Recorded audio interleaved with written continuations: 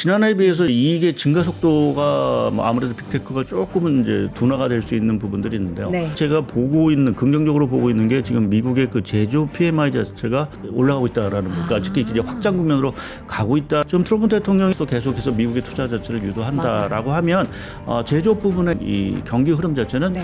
상당히 좀 개선될 수 있는 여지들은 충분한 부분들인 것 같습니다. 그런 식으로 좀 확산이 된다라고 하면 뭐 미국 경기의 이익 사이클의 흐름 자체는 여전히 견조하지 않을까. 네, 월스트리트 모닝 브리핑 함께하고 있습니다. 이번에는 글로벌 인터뷰 IM증권 박상현 전문위원 함께합니다. 위원님 어서 오세요. 네, 안녕하세요. 자, 최근에 지난주부터 그리고 오늘 밤사이도 보니까 막판에 좀 팍 이렇게 빠지는 그런 모습 보니까 좀 약간 불안하다. 아이고 왜 이렇게 휘청휘청하지? 또 한편으로는 에이 많이 올랐으니까 라는 그런 생각도 드는데 우리 위원님께서는 어느 쪽이실까요? 저는 좀 후자 쪽입니다. 뭐 이 정도 올랐으니까 뭐 이렇게 떨어지는 거는 그러니까 당연한 지금, 수순이다. 뭐 지금 일부에서 제기되고 있는 이제 미국 경기의 스태그플레이션에 대한 우려 뭐 이런 것들이 제기되고 있긴 하지만 네. 사실은 스태그플레이션이라고 얘기하기가 뭐 지금 미국 경제 상황은 조금 너무 과도하게 앞서 나간 부분들이 아닌가 좀 생각을 하고 있고요. 뭐 물가 우려가 다시 이제 고개를 들고 있는 부분들은 분명하지만 네. 저희가 뭐 2022년에 경험했던 미국 물가가 뭐 9% 가고 하는 이러한 상황은 분명히 아닌 상황들이고요.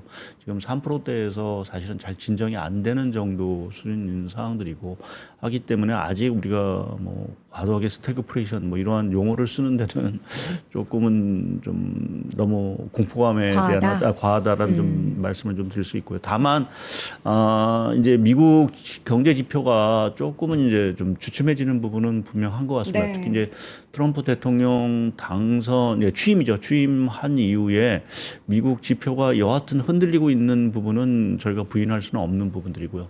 그것이 아무래도 이제 정책 자체가 이제 바이든 정부에서 트럼프 정책으로 넘어오는 과정에서 여러 가지 이제 뭐 급격하게 정책으로 변하다 보니까 거기에 따른 어떤 소비자들 또는 이제 기업들의 어떤 심리 자체가 상당히 조금은 부정적으로 좀 변한 부분 자체가 전반적으로 좀 경기에 좀 악영향을 좀 미치고 있는 부분들이 아닌가 좀 생각을 하고 있습니다. 네. 제가 뭐 미국 지표의 어떤 둔화 흐름을 좀 단편적으로 보여드리기 위해서 지금 네. 미국 경제 지표 서프라이즈 지수라는 걸 이제 갖고 왔는데요. 네.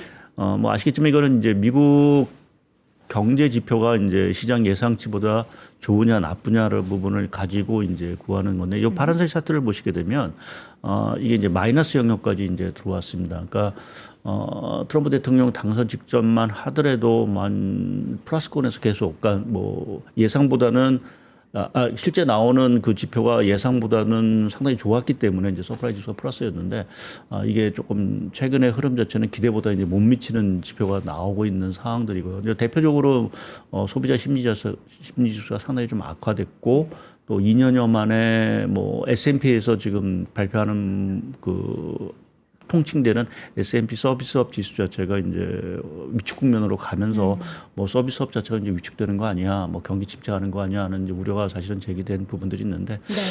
그 부분에 있어서 저는 조금은 말씀드린 대로 이게 정책에 대한 어떤 불확실성 뭐 이러한 것들이 좀 영향을 미친 것이 아닌가 좀 보고 있고요.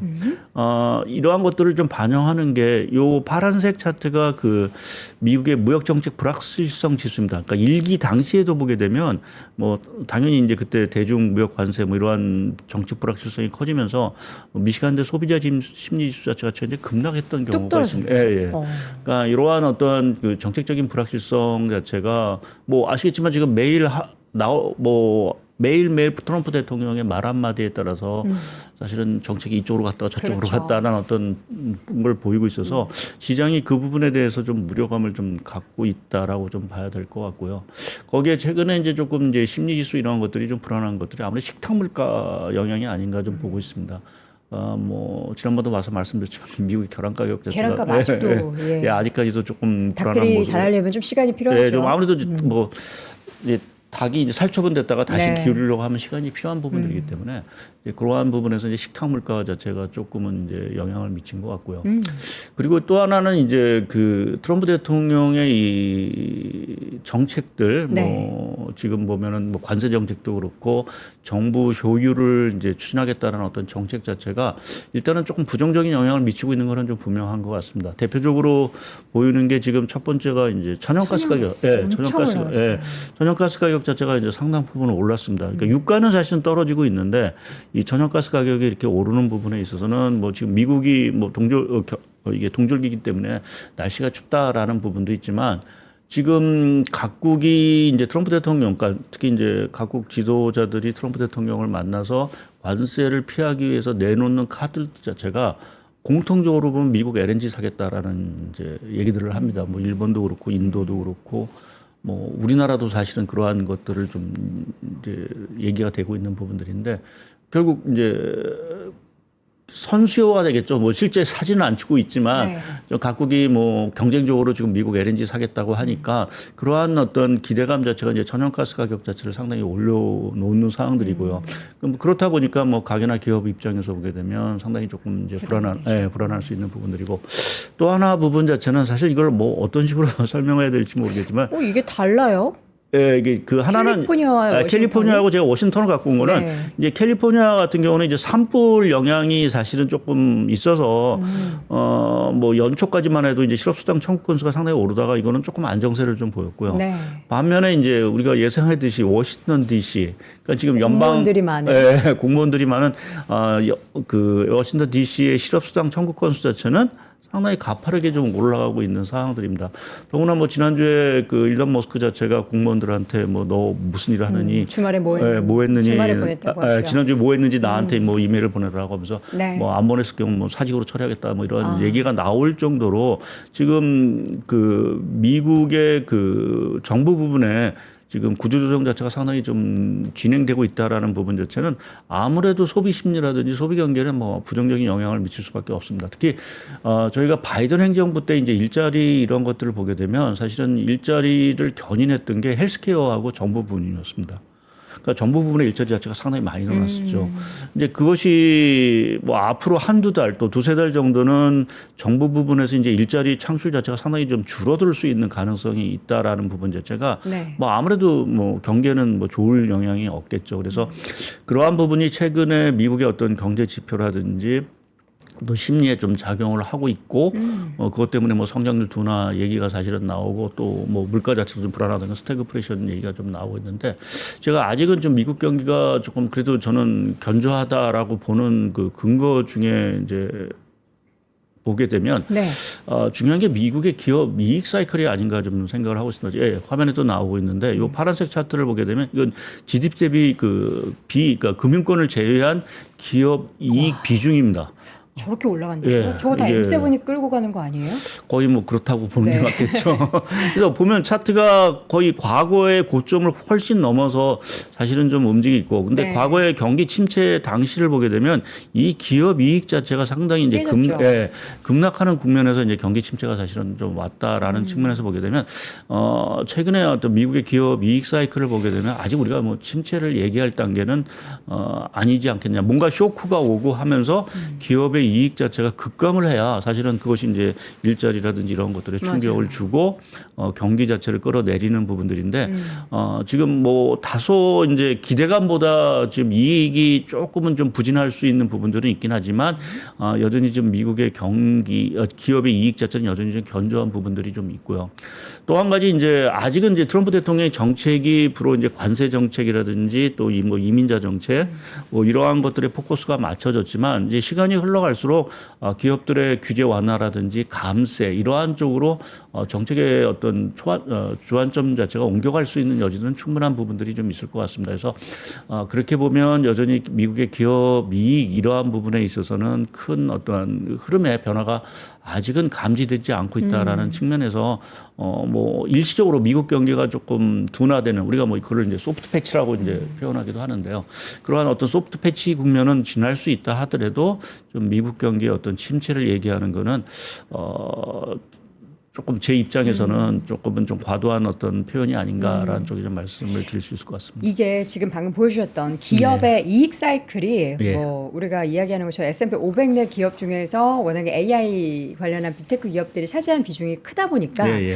그 기업들 7, 8개가 이끌고 가는 기업 이익의 사이클이 이게 우리가 믿어도 되는 지표인지 그 미국 경기가 괜찮다고 인지를 하는 게 맞는지 그 외에 다른 뭐 수많은 기업들이 좀 안 좋으면은 뭔가 불균형이 좀 생길 것 같긴 한데 그에 따른 영향은 없는 걸까요? 예, 뭐 지금 이제 지난해에 비해서 이제 이익의 증가 속도가 뭐 아무래도 빅테크가 조금은 이제 둔화가 될 수 있는 부분들이 있는데요. 네. 말씀하신 대로 이제 그럼 이게 확산이 될 거냐라는 부분이 사실은 좀 중요한데 관련해서 이제 제가 보고 있는 긍정적으로 보고 있는 게 지금 미국의 그 제조 PMI 자체가 이게 올라가고 있다라는 부분, 특히 이제 확장 국면으로 가고 있다라는 부분 자체는 네. 뭐 서비스업 PMI 자체가 뭐 일시적으로 좀 위축 국면으로 갔지만 그동안 한 2년 동안 부진했던 제조업 경기 자체가 살아난다라는 부분에서 보게 되면 이거는 조금 이제 그 이익이라든지 어떤 경기의 흐름 자체가 좀 확산되는 분위기로 좀 봐야 되는 그러한 상황으로 좀 생각을 하고 있고요. 지금 트럼프 대통령이 뭐 여하튼 좀 오늘도 뭐 어제도 그렇지만 애플에 대해서 미국 내 투자 뭐 당장 이루어지지는 않을 거긴 하겠지만 여하튼 미국 내 투자를 계속 유도를 하고 있는 네. 상황들이고 좀 다른 쪽에서도 계속해서 미국의 투자 자체를 유도한다라고 하면 제조업 부분에 있어서의 어떤 투자 부분, 그러니까 이 경기 흐름 자체는 네. 상당히 좀 개선될 수 있는 여지들은 충분한 부분들인 것 같습니다. 그래서 그렇게 보면 우리가 그동안 M7 뭐 이러한 좀 일개 몇 개 소수 종목으로 이익 자체가 견인됐다라고 하면 앞으로는 조금 이러한 제조업이라든지 이러한 쪽으로 좀 뭐 그것이 이제 트럼프 대통령이 원하는 어떤 그림일 수도 있는데 그러한 식으로 좀 확산이 된다라고 하면 뭐 미국 경기의 이익 사이클의 흐름 자체는 여전히 견조하지 않을까라는 쪽에 좀 생각을 하고 있고 그리고 최근에 이제 뭐 이렇게 경기가 여하튼 조금 삐걱거리다 보니까 다시 이제 고개를 드는 게 그럼 이제 연준이 금리 인하해야 되는 거 아니냐라는 이제 또 확률이 또 높아지고 하는 그래서 실제 이제 물가 자체가 조금 진정이 된다라고 하면 뭐 올해 뭐 어떤 때는 뭐 금리 인상까지도 얘기를 했지만 네. 사실은 이제 6월 정도 되면 연준이 금리 인하를 또 할 수도 있는 상황들이 전개될 수 있는 상황들이고 이제 그러한 것들이 맞물려진다라고 하면 뭐 미국 경기에 대해서 뭐 제 전망이 틀릴 수 있긴 하지만 뭐 여하튼 아직 그렇게 뭐 시장을 흔들 정도의 어떤 좀 나쁜 상황이다라고 좀 보기는 좀 어렵지 않을까 좀 생각을 하고 있습니다. 그러면 말씀해 주셔야 되니까 스태그플레이션 물가가 네. 계속해서 고물가 상태에서 경기가 침체된다라기보다는 고물가 상태에서 경기는 계속해서 우상향을 이어갈 수 있다. 예, 그리고 물가 부분도 뭐 이제 시차를 두고 뭐 말씀드린 이제 식탁 물가 이런 것들은 좀 안정을 좀 찾을 것 같고요. 그리고 이제 말씀드린 천연가스 가격 자체는 상당히 이제 아직은 고공행진을 하고 있지만 지금 유가 같은 경우는 거의 이제 70불, 뭐 60불대를 조만간 이제 진입을 좀 할 수 있는 부분들 자체는 물가에도 좀 기여를 좀 할 거로 좀 보고 있고요. 그리고 이제 식탁 물가도 말씀드린 대로 이제 여러 가지 그 뭐 특수 요인 자체가 뭐 시간을 두고는 좀 진정이 될 수 있는 부분들도 있어서 뭐 트럼프 대통령의 관세 정책 자체가 뭐 우리가 예상한 뭐 지금까지 예상한 것과는 달리 아주 그냥 고율의 관세 정책을 폭탄과 같은 어떤 관세 정책을 취하지 않는 이상에서는 물가 자체는 조금 안정을 좀 찾을 수 있다라고 예. 그래서 그러한 부분에서 보게 되면 뭐 미국 경제에 대해서 올해 뭐 우리가 지난해 미국 경제의 어떤 경제 예외주의 현상을 이제 계속 강조를 드렸지만 그러한 흐름 자체가 여전히 지금 깨지고 있는 상황은 아니다라고 좀 보는 게 맞을 것 같습니다.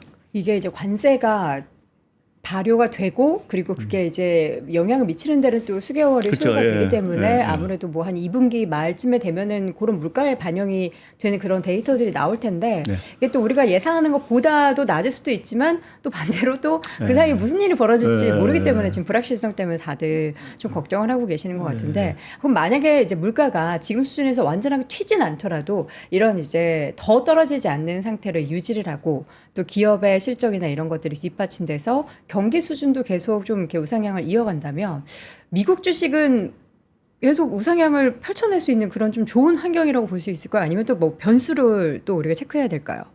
뭐 그러한 펀더멘탈 자체가 양호하다라고 하면 사실은 뭐 주식시장 자체가 당연히 동반해서 상승을 할 거고요. 그 부분에 있어서 사실은 중요한 게 뭐 여러 가지 정책에 대한 노이즈도 있긴 하지만 가장 중요한 건 역시 경제 펀더멘탈이고 말씀하신 대로 뭐 물가가 뭐 우리가 원하는 만큼의 그렇게 큰 폭은 하향 안정이 안 되다 하더라도 뭐 2% 후반, 3%대 정도면 이미 경제는 그 수준을 뭐 저희가 앞으로도 사실은 그 수준을 계속해서 이제 저희가 적응해 나가야 되는 부분들이지 그게 너무 높다. 과거에 비해서는 이제 뭐 우리가 0%대, 1%대 물가를 생각하면서 2% 후반대 너무 높기 때문에 생활하기 어렵다. 뭐 이렇게 또 경기 자체가 망가질 거다라고 보기는 어려운 상황들이고요.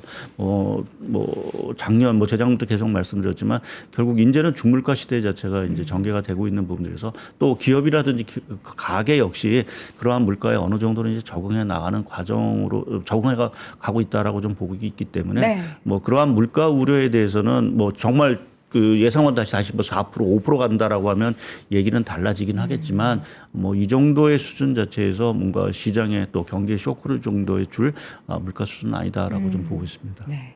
앞으로 시장은 뭐 또 어떤 요인들이 갑자기 튀어나와서 만들어지게 될지도 모르는 거고 작년에 우리는 사실 고용 지표가 좀 약간 부진한 내용 보고서 정말 단기간에 많이 네. 흔들렸었잖아요. 근데 지금은 또 고용 지표 얘기는 쏙 들어가 있어가지고 그래서 예. 고용 환경 아까 전에 잠시 네. 보여주셨던 그거 말고는 괜찮습니까?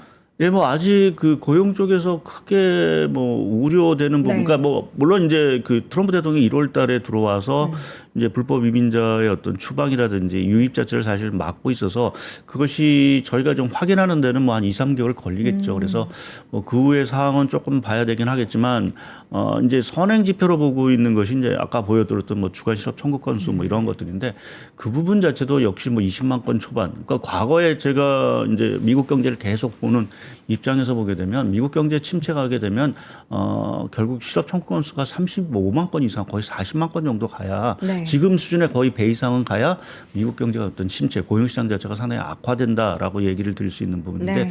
지금 상황의 어떤 고용 상황 자체는 미국 경제가 상당히 좋은 정도의 수준에서의 어떤 고용 상황이다라고 좀 보이고 아직까지 그러한 그 선행 지표 자체가 크게 흔들림이 없는 상황이어서 고용 시장 자체도 뭐 아까 말씀드린 정부 부분의 일자리 때문에 조금은 좀 흔들릴 수 있긴 하지만 뭐 그러한 부분이 다른 쪽으로 아마 메꿔지지 않을까라는 쪽에 좀 생각을 하고 있습니다. 네. 자, 환율 외환 시장 좀 보도록 하겠습니다. 다시 뭐 엔케르 트레이드 청산 얘기가 좀 스물스물 나오고 있나요?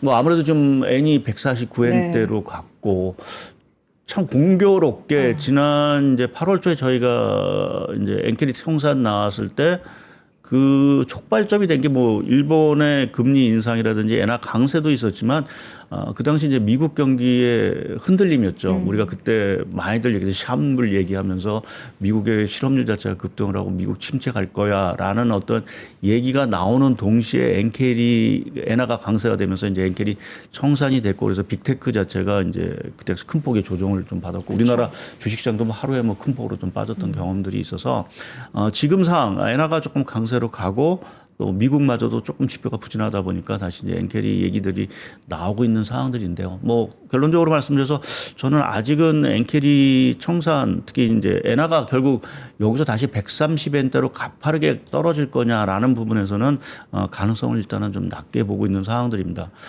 물론 지금 일본이 지금 소비자 물가가 지금 지난 1월에 4%를 찍었습니다. 그러니까 일본이란 나라가 사실은 그동안 이제 우리가 일본 하면은 결국 디플레 물가가 마이너스인 국가로 생각을 했는데 어느 중간에 소비자 물가가 이제 4% 정도까지 올라올 어떤 상황들이기 때문에 일본 은행 입장에서는 이제 금리를 추가적으로 인상을 할 수밖에 없는 상황들은 이제 분명한 것 같습니다. 그렇다고 해서 일본 은행이 그럼 여기서 공격적으로 금리를 올릴 거냐라는 부분에서는 저희가 또 하나 이제 생각을 해봐야 될 것들이 일본 정부가 갖고 있는 정부 부채. 그러니까 당연히 금리가 올라갈수록 이자 지출 비중 자체가 뭐 기하급수적으로 늘어날 수밖에 없는 부분들이고요.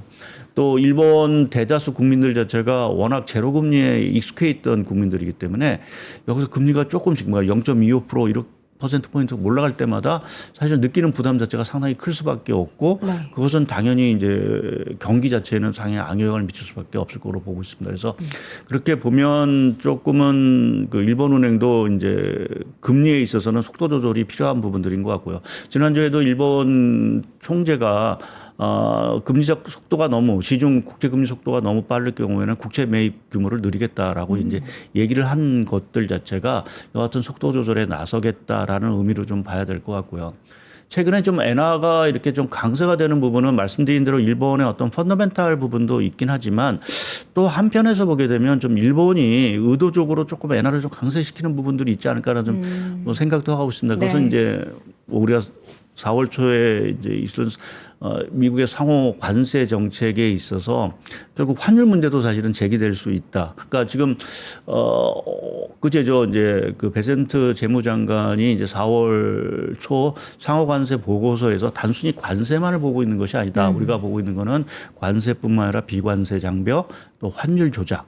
뭐 이러한 부분들까지도 종합적으로 지금 보고 있다라는 얘기를 했기 때문에 그렇게 보면은 조금 어느 나라나 이제 좀 환율이 좀 약세인 국가는 그러한 부분에서 우리가 뭐 조금 미국이 그러한 부분에서 좀 보복을 좀 할 수도 있는 어떤 그러한 상황들이어서 네. 일본이 조금은 그러한 선제적인 입장에서 조금 엔화를 슈퍼 엔저에서 약간은 좀 이제 되돌림을 좀 시키고 있는 부분들이 아닌가라는 좀 생각을 좀 하고 있고요. 그래서 뭐 그러한 것들이 좀 최근에 맞물리면서 조금 엔화가 좀 강세로 간 부분들이고 전반적으로 뭐 엔캐리 트레이드 청산 뭐 이러한 것들을 유발시킬까.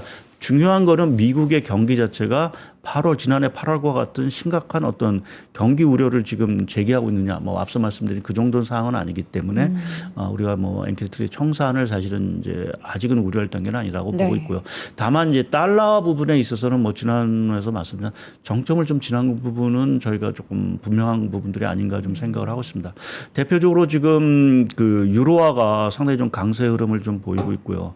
지금 제가 그 관련해서 차트를 하나 지금 이 파란색 차트는 앞서 보여드렸던 그 미국의 그 경제 지표 서프라이즈 지수하고 유럽의 경제 지표 서프라이즈 지수 차를 이제 구해놓은 건데요. 최근에 보면은 유로 쪽이 오히려 좀 경제 지표 자체의 개선 속도가 미국보다는 좀 나은 상황입니다. 그래서 그러한 것들이 좀 유로화 강세를 사실은 견인을 좀 하고 있는 상황들이고 더구나 이제 유로화의 어떤 추가 강세를 보는 거는 이제 지난 일요일 날 독일 총선에서 이제 보수 정당 자체가 이제 집권을 좀 새로 하면서 경기 부양이라든지 이러한 쪽에 사실은 더 적극적으로 나설 수 있는 부분들도 있고요.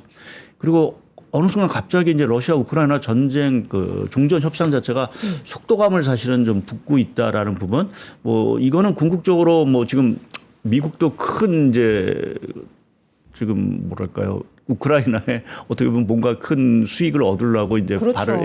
발을 들여놓고 있는 상황들이긴 하지만 뭐 결국 유로 지역들 자체도 러시아 우크라이나 전쟁 자체가 종전이 된다라고 하면 상대적으로 뭐 그 전후복구 사업이라든지 또 에너지 가격이라든지 이러한 쪽에서 상당히 좀 수혜를 볼 수 있는 부분들이 분명히 좀 있습니다. 그래서 네. 그러한 것들이 추가적으로 좀 유로화 강세를 사실은 이끌 수 있다라는 부분으로 좀 생각을 하고 있어서 결국 그 말씀드리고 싶은 거는 달러 부분 자체가 뭐 미국 경기가 저렇게 만약 정말 스태그플레이션 가고 침체 간다라고 하면 오히려 달러가 강세를 가야 되는데 지금 오히려 달러가 약세를 가고 있다라는 부분 자체는 사실은 그 우려보다는 비미국 쪽의 어떤 경기 회복에 대해서 시장이 더 눈을 돌리고 있는 것들이 아닌가라는 쪽. 그러니까 그 얘기 자체는 글로벌 자금 자체가 그동안은 어떤 달러 자산의 어떤 쏠림 현상이 있었다라고 하면 네. 그 쏠림 현상 자체가 상당히 완화가 되고 자금들 자체가 비미국 쪽으로 좀 흘러가고 있다라는 측면에서 보게 되면 오히려 조금 긍정적으로 저희가 달러 약세를 좀 바라볼 수도 있는 부분들이 아닌가 저는 좀 의견을 좀 제시를 하고 있는 상황입니다. 네. 비미국 쪽으로 흘러가고 있다라고 네. 하면 이제 뭐 국내 입장에서도 또 네. 긍정적일 수 있고 최근에 또 중국 얘기가 굉장히 네. 많이 나오고 있기 때문에 네. 중국 시장을 바라보는 시각이 그동안에는 약간 또 좀 불안한데 또 오르는 것도 불안한데 싶었다면 여기에서 조금은 이제 긍정적인 스탠스로 한 1도 정도 기울이게 네. 되는 그런 것 같습니다. 금 가격 이거 어떻게 보십니까?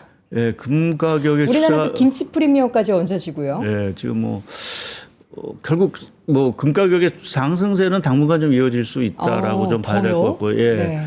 뭐 3,000불을 이제 대부분의 아이비들이 얘기하다가 최근에 그런 3,000불 이상의 지금 금 가격을 대부분 다 상향 조정을 좀 하고 있는 상황들이고요. 그러니까 금 가격이 최근 이제 상승하는 부분에 있어서 뭐 여러 가지 요인이 사실은 겹친 것 같습니다. 앞서 말씀드린 대로 달러가 약세가 되면 항상 이제 금 가격이 상승됐던 경험들이 있기 때문에 그러한 부분이 하나 있는 것 같고 또 한 가지는 이제 미중 갈등 문제 속에서 사실은 지금 그 최근에 금 수요를 주도하고 있는 것들이 중국을 포함해서 이모징 중앙은행들 자체가 금을 좀 많이 사고 있습니다. 그러니까 그러한 금 수요 자체, 그러니까 특히 이제 중국의 어떤 금 수입 자체가 상당히 부분 많이 더 앞으로도 이제 미중 갈등 속에서 미국 국채를 결국 내다 팔고 그 부분 자체를 금으로 대체하는 어떤 이러한 흐름이 계속 이어질 수 있는 부분들이 있어서 금의 어떤 상승세가 조금은 더 지속이 될 수 있다라고 좀 생각을 좀 하고 있는 상황들이고요. 또 이제 금과 관련돼서 뭐 여러 가지 이제 ETF 수요라든지 뭐 이러한 것들도 계속 늘어나고 있는 상황들이고 또 과거 1930년대 이제 미국의 관세율 자체가 상당히 올라갈 때 그때도 보게 되면 금리 상당 부분 이제 폭등을 했던 경험이 있습니다. 그러니까 그거를 보게 되면 이 불확실성에 대해서 뭐 시장의 반응은 또 한편에서 뭐 주식을 하시는 분도 있긴 하지만 또 한편에서는 세상이 너무 복잡하니까 이러한 안전자산으로 뭐 금괴라든지 이러한 것들을 좀 보유하고 하겠다라는 어떤 심리 자체가 상당 부분 좀 강한 것들이 최근에 어떤 금 가격 상승을 좀 유도를 좀 하고 있는 부분으로 좀 봐야 될 것 같습니다. 네. 마지막으로 지금 계속해서 뭐 관세 리스크가 미국의 그 불확실성, 증시의 불확실성도 지금 야기시키고 있는데 이게 뭐 데드라인은 4월이라고 봐야 될까요? 네. 그때 뭐 모든 것들이 시행될지. 아니요, 일단 당장 저희가 조금 이제 최근에 좀 주목을 하셔야 될 게 3월 초로 봐야 될 것 같습니다. 일단 지금 그리고요 미국이 뭐 트럼프 대통령이 캐나다, 멕시코 관련해서 좀 더 빠르게 뭔가 시행할 것처럼 지금 발언을 조금 그러니까 그게 지금 했더라고요. 1개월을 유예시켜놨기 네네. 때문에 저희가 1개월을 유예시킨 시점 자체의 데드라인 자체는 3월 초인 부분들이어서 그쵸. 그리고 저희가 다시 한번 관세 정책에 대해서 다시 한번 시험대를 받는 거는 물론 4월은 이제 종합적인 종합판이라고 한다라고 하면 이거는 조금 예고편 비슷하게 3월 초에 다시 한번 멕시코라든지 이제 캐나다에 대해서 25%의 관세를 매길 건지라는 그쵸. 아니면 다시 또 연장을 시킬 건지에 따라서 트럼프 대통령의 어떤 관세 정책에 대해서 다시 한번 좀 저희가 좀 생각해 볼 부분들이 있을 것 같고요. 뭐 여하튼 좀 복잡해지고 있는 것 같습니다. 어제도 보게 되면 이제 멕시코에 대해서 너희들이 중국에 대해서 관세를 매겨라 라는 쪽에 압박을 한 부분 자체는 뭐 그동안은 이제 마약과 관련돼서 이제 얘기를 하면서 그거를 이제 잘 지키면 뭐 한 달 뭐 유예한다라고 했지만 또 이제 중국을 압박하게 한 수단으로서 멕시코에 대해서 관세 부과를 자꾸만 요구를 하다 보니까 과연 멕시코가 이걸 들어주기도 사실은 쉽지 않은 상황들이고요. 그래서 이게 3월 초에 과연 이제 미국이 정말 멕시코에 대해서 관세를 부과할 건지 네. 또 부과를 또 유예를 할 건지에 따라서 저희가 시장이 그러한 부분에서는 조금은 좀 그 영향을 미칠 것 같고요. 그래서 또 최근에 주식시장 자체가 뭐 이렇게 조금 주춤거리고 있는 부분에 있어서는 여전히 관세 정책에 대한 불확실성이 계속해서 시장에 좀 반영이 되고 있는 또 특히 말씀드린 대로 3월 초에 이제 그 관세 유예 조치의 시간이 유예되다 보니까 그것에 대해서 또 시장이 좀 관심을 가질 수밖에 없는. 물론 이제 엔비디아 실적이라든지 뭐 PC 물가 이번 주에 나오는 여러 가지 이제 이벤트라든지 지표도 네. 있긴 하지만 그러한 어떤 트럼프 대통령의 관세 정책 자체가 사실은 지금 종잡을 수 없을 정도로 왔다 갔다 하는 부분들이어서 결국 이 노이즈 자체가 어느 정도 그러니까 4월 초까지는 뭐 어느 정도 가닥을 잡겠죠. 그래서 그러한 때까지는 조금 이제 변동성이라는 부분 자체를 저희가 조금 계속해서 감내하고 가야 되는 시기가 아닐까 좀 보고 있습니다. 그럼 지금 2월달 증시도 출렁출렁이 있기는 하지만 뭐 고점 부근에서 사실 뭐 며칠 조정 안 받긴 했죠. 그런데 앞으로 관세 얘기가 구체적으로 나오게 될 3월 혹은 이제 4월 이럴 때도 변동성이 있긴 할 텐데 근데 또 약간 시장의 심리가 또 그때 당시에 어떻게 될지도 몰라서 마치 근데 이제 그 저는 한 가지 벤센트 아까 뭐 제가 잠깐 말씀드렸지만 벤센트 재무장관의 얘기 자체는 결국 관세는 협상의 수단이다. 상대방의 어떤 그런 것들이 우리의 요구 조건을 잘 들어준다라고 하면 관세를 결국 낮출 수 있는 거고 그것을 뭐 잘 들어주지 않는 우리 관세를 올릴 거다라는 어떤 얘기를 했기 때문에 좀 관세 정책을 뭐 반드시 고율 관세로 가는 그러한 미국의 전략이라기보다는 여전히 미국의 요구 조건을 저희가 그 맞추기 그 요구 조건을 따르기 위한 압박용 수단으로 계속해서 사용하고 있는 부분들이어서 관세 정책에서 우리가 처음에 생각했던 어떤 그런 고율 관세 자체가 그렇게 뭐 모든 국가에 보편적으로 이렇게 적용되질 가능성은 그렇게 크지는 않다라고 좀 생각을 하고 있습니다. 그러니까 트럼프 행정부 입장에서도 관세를 그렇게 고율로 매겨버리면은 미국 입장에서도 사실 좋은 게 아니거든요. 그것도 이제 상대 국가도 알고 있기 때문에 정말 이 팽팽한 기싸움이 계속 벌어질 텐데 과연 트럼프 행정부에서 트럼프 대통령이죠. 어떠한 결정을 내리게 될지 그리고 오히려 이제 관세를 그렇다고 해서 이제 몇 퍼센트 딱 매겨지면